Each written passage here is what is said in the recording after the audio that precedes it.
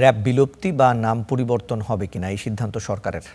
আমরা পেশাদারিত্বের সাথে কাজ করলে সব ধরনের নিষেধাজ্ঞা উঠে যাবে বলে মন্তব্য করেছেন র‍্যাব মহাপরিচালক আহসান হাবিব পলাশ। দায়িত্ব নেবার পর প্রথমবারের মতো কারণ বাজারে অস্থায়ী মিডিয়া সেন্টারে সংবাদ সম্মেলন করেন নতুন র‍্যাব মহাপরিচালক। অতীতে নানা কারণে র‍্যাবের বিরুদ্ধে নিষেধাজ্ঞা থাকলেও গেল ১.৫ বছরে প্রমাণ হয়েছে র‍্যাব পেশাদারিত্বের সাথে কাজ করতে পারে। এক প্রশ্নের জবাবে র‍্যাব মহাপরিচালক বলেন, দেশে জঙ্গিবাদ আছে কি নেই সেদিকে না গিয়ে জঙ্গিবাদ বা সন্ত্রাসবাদ যাই থাকুক তা নির্মূলে কাজ করবে র‍্যাব।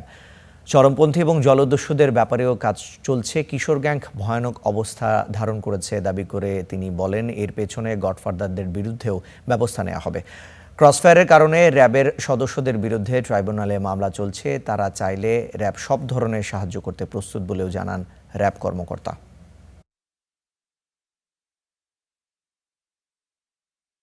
যে আমি গত ২৮ মার্চ ২০২৬ তারিখে র‍্যাব ফোর্সেসের ১২তম মহাপরিচালক হিসাবে দায়িত্বভার গ্রহণ করি। প্রতিষ্ঠা লাভের পর থেকে এই এলিট ফোর্স হিসাবে র‍্যাব সন্ত্রাস দমন, মাদক বিরোধী কার্যক্রম, অবৈধ আগ্নেয়াস্ত্র এবং গোলাবারুদ উদ্ধার সহ দেশে আইনশৃঙ্খলা রক্ষায় গুরুত্বপূর্ণ ভূমিকা পালন করে আসছে।